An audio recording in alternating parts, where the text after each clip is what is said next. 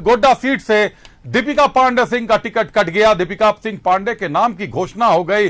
दीपिका ने तैयारी कर ली, चुनाव की तैयारी शुरू हो गई। कार्यकर्ता जोश में थे, विरोध में भी थे कुछ लोग, लेकिन प्रभाव यह पड़ा कि आला कमान ने दीपिका पांडे का नाम ही काट दिया। वहां पर प्रदीप यादव को टिकट दे दिया गया, लेकिन प्रदीप यादव को टिकट मिलते ही निशिकांत दुबे आग बबूला हो गए। निशिकांत दुबे हमलावर हो गए, भाजपा हमलावर हो गई। निशिकांत दुबे ने बड़ा आरोप लगा दिया है कि प्रदीप यादव रेपिस्ट है, उन पर रेप का मामला दर्ज है। रेप के आरोपी है प्रदीप यादव, निशिकांत दुबे का कहना है।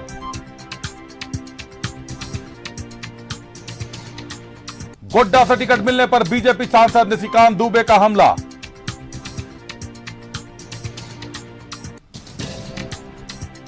अपने ही कार्यकर्ता से रेप का आरोप, यह बड़ा मामला है।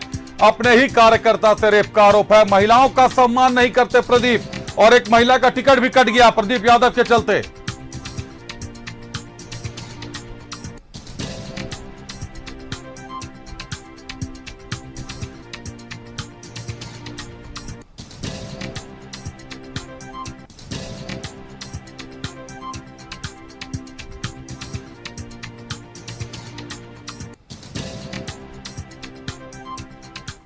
आज भी उनकी दुमका कोर्ट में पेशी हुई है, कोर्ट में मामला चल रहा है, इसीलिए क्या होगा वो कोर्ट ही फैसला करेगी। लेकिन आरोप क्या है? बलात्कार का आरोप, और अपने ही कार्यकर्ता का जो है बलात्कार करने का आरोप। दूसरा, उस आदमी ने दो बात कही।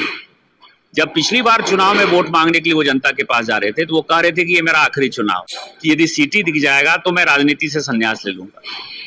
मैं हसडिया गया था, वहां मैं डेयरी इंजीनियरिंग कॉलेज खोल रहा था, कहा कि यदि इसका एक ईंट जुड़ जाएगा तो राजनीति से संन्यास लूंगा।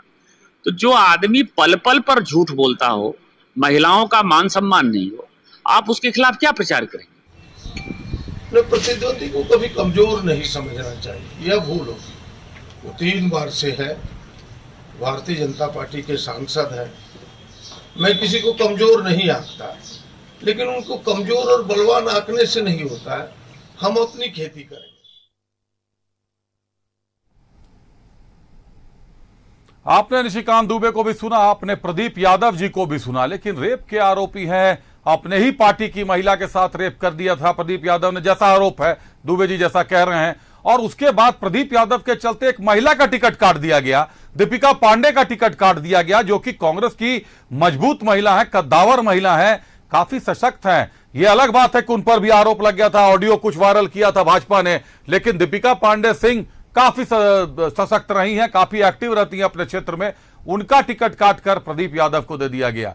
निशिकांत दुबे ने हमला बोला है, देखते हैं प्रदीप का जवाब कब तक आता है खुलकर। रुक करते हमारे साथ सहयोगी राजेश बने हुए थे, बात कर रहे थे हम निशिकांत दुबे के हमलावर होने की बात कर रहे थे। प्रदीप यादव पर रेप का आरोप है, इस बात का खुलासा निशिकांत दुबे ने आज एक बार फिर से किया। राजेश, निशिकांत दुबे ने हमला किया है प्रदीप यादव पर, जुबानी हमला है, कह रहे हैं प्रदीप यादव तो रेप के आरोपी है और अपनी ही पार्टी के महिला के साथ रेप का आरोप है उन पर। और जबकि प्रदीप यादव को जो टिकट मिला है वो भी एक महिला का नाम काटकर, दीपिका पांडे सिंह का नाम काटकर टिकट मिला है प्रदीप यादव को। कैसे देखती है भाजपा इसको? देखिए, बीजेपी स्पष्ट तौर पर यह मान रही है, आज भी हमारी बात कई नेताओं से हुई, उन्होंने कहा कि कांग्रेस में प्रत्याशी के नाम पर बहुत ही टोटा है और कहीं न कहीं संकट है। अच्छा चेहरा मिल नहीं रहा है और बहुत सारे ऐसे चेहरे हैं जो चुनाव लड़ना नहीं चाहते हैं। इसका परिणाम, उसका उदाहरण देकर बताया है कि जिस प्रकार से इतने इंतजार के बाद भी रांची लोकसभा सीट के लिए जो प्रत्याशी सुबोधकांत साहे की बेटी को घोषित किया गया है, इसके बारे में दिया जा रहा है। इसके अलावा गोड्डा सीट पर दीपिका पांडे को काटकर प्रदीप यादव को दिया जा रहा है। तो कहीं न कहीं ये बीजेपी का सीधा आरोप है कि कांग्रेस और कांग्रेस के अंदर जो राजनीति है, गुटबाजी है, उसी का यह परिणाम है। सच्चाई यह है कि कोई सक्षम चेहरा भी नहीं है और जो चेहरे अगर थोड़े सशक्त हैं वो चुनाव नहीं लड़ना चाहते।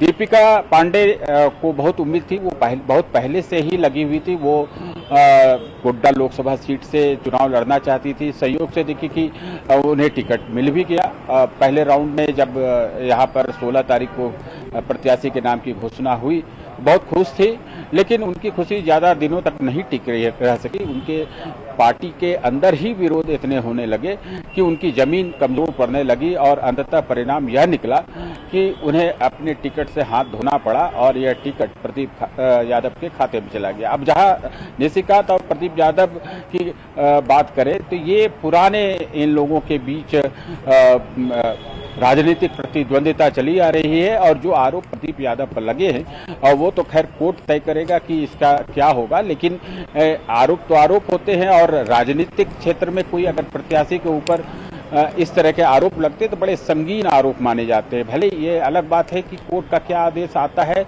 उसके बाद वो तो बात का समय, लेकिन आरोप जब लगा है तो उसी को लोग सच मानकर आगे बढ़ने लगते हैं। तो निशिकांत दुबे ने जो कहा है उन्होंने सोशल मीडिया एक्स पर अपना पोस्ट भी डाला है कि आप एक बलात्कारी के खिलाफ प्रचार करने की उन्हें जरूरत नहीं है, क्योंकि उन्होंने पहले भी इस बात को दोहराया था कि प्रदीप यादव उस स्तर के नहीं है कि उनके लिए चुनाव प्रचार किया जाए। हमारे साथ एक बीजेपी के नेता है प्रदीप सिन्हा जी।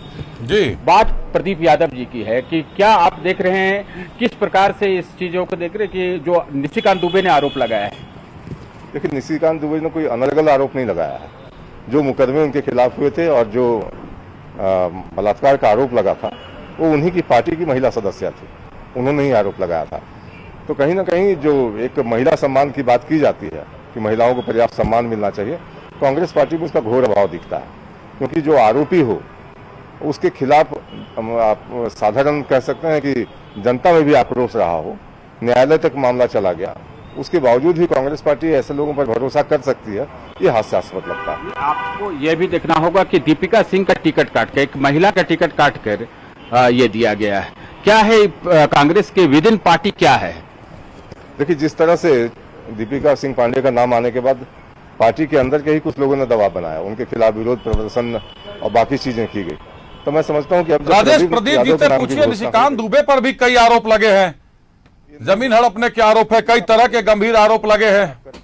तब तो ये जो तूतू मैमों का सिलसिला है रुकने वाला नहीं है। अंततः इसका खामियाजा तो पार्टी को ही भुगतना है। लेकिन भारतीय जनता पार्टी इन चीजों में न पड़ के विरोधी खेमे में क्या चल रहा है उस पर हम नजर रखेंगे और अपनी तैयारियों पर पूरा ध्यान रखेंगे। अच्छा, ये चूंकि राजनीतिक क्षेत्र में कई आरोप लगते हैं, निशिकांत दुबे पर भी कई आरोप लगे, अभी हाल में भी लगे, पहले से भी लगते रहे, कई मामलों में उन्हें रिलीफ भी कोर्ट से मिल चुकी है। उन आरोपों के संबंध में क्या कहेंगे?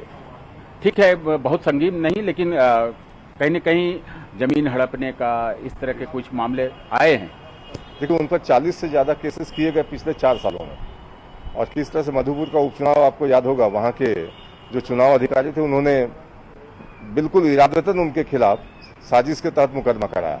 हालांकि कोर्ट में बाद में जाकर वो सारी चीजें खत्म हो गई, प्रिविलेज कमेटी में पेश होना पड़ा वहां के उपायुक्त को और उसका सजा भी उनको मिला। तो द्वेषवश अगर किसी को परेशान किया जाए, जहां तक आपने भूमि कब्जा करने वाली बात कही, कोई पक्षकार अभी तक ये नहीं आया कहने कि हमारी जमीन कब्जा कर ली गई। थाने में, जसीडी थाने में हमारे ही पार्टी के एक कार्यकर्ता उनके खिलाफ केस करने के लिए गए थे। जमीन की मालिकाना हक जिसके पास थी, जिससे उन्होंने जमीन खरीदा था, वो कभी उनके खिलाफ मुकदमा नहीं करता है। एक पार्टी का कार्यकर्ता हो सकता है कुछ व्यक्तिगत मतभेद हो उसके साथ, उसी ने केस किया था। तो कमोबेश क्या देखे गोड्डा की राजनीति में, आपको लग रहा है कि आरोप प्रत्यारोप प्रदीप यादव और वर्सेस निशिकांत दुबे में और तल्ख होगा? राजेश बने रहिएगा हमारे साथ। तो राजेश जानते हैं कि चलिए, राजेश, निशिकांत दुबे को लेकर तमाम तरह की बातें हैं और प्रदीप यादव पर हमलावर हो गए निशिकांत। निश्चित तौर पर बड़ा मामला है, रेप का आरोप है प्रदीप यादव पर और दीपिका पांडे सिंह, एक महिला का टिकट काटकर ऐसे व्यक्ति को दे दिया गया जिस पर दुष्कर्म का आरोप है।